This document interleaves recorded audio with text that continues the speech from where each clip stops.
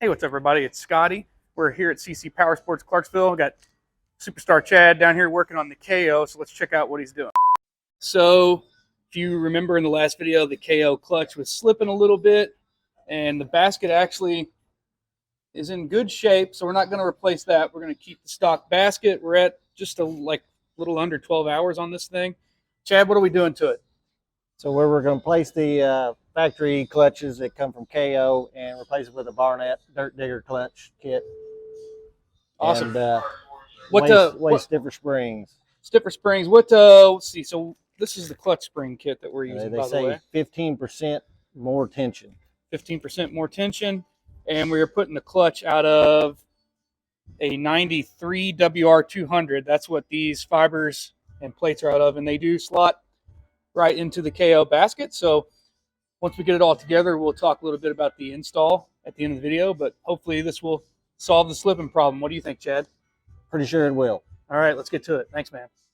In go the fibers. Again, these are a Yamaha WR200 clutch set from Barnett.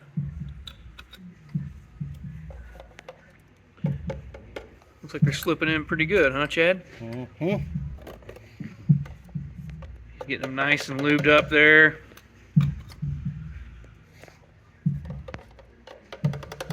Man, the guy washing this bike needs to do a better job up underneath, huh? Good Lord. It's funny how much dirt you see when you start taking them apart. To be fair, I brought this to you dirty. I had just ridden it.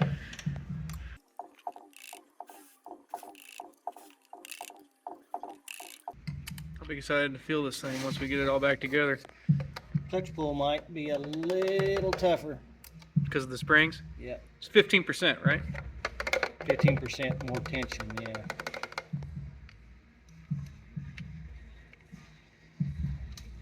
There it is. There it is. Spacing looks good. Yamaha. What's the part number on that, Chad? Where's that at?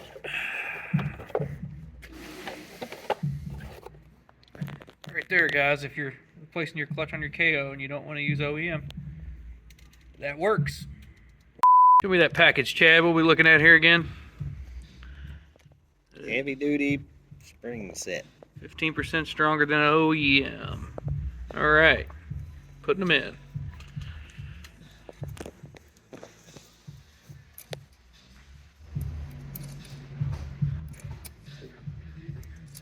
Boop.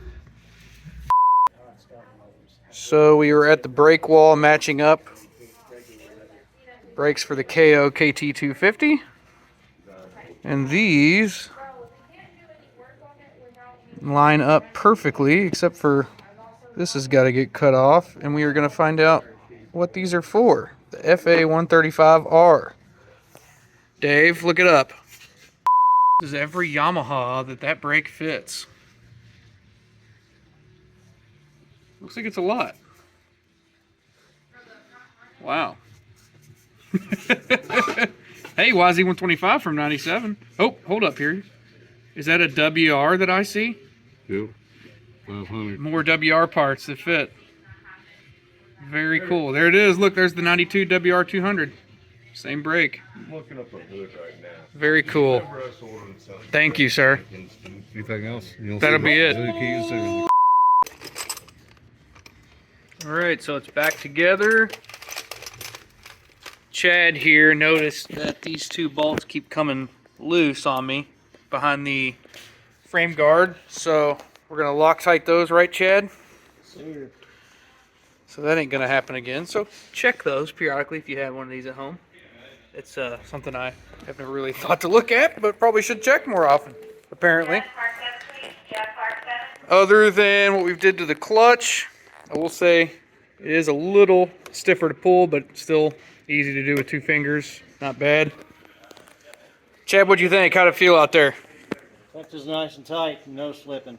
No slipping. So I think we fixed that problem. Now we're just going to put some new fork seals in this thing.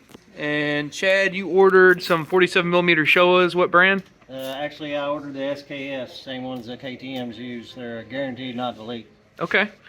Cool. So we're going to put those on, and we don't have that problem again, and we're going to have to do some new brake pads because I got some fork fluid that leaked all over those things. So, as you can see there.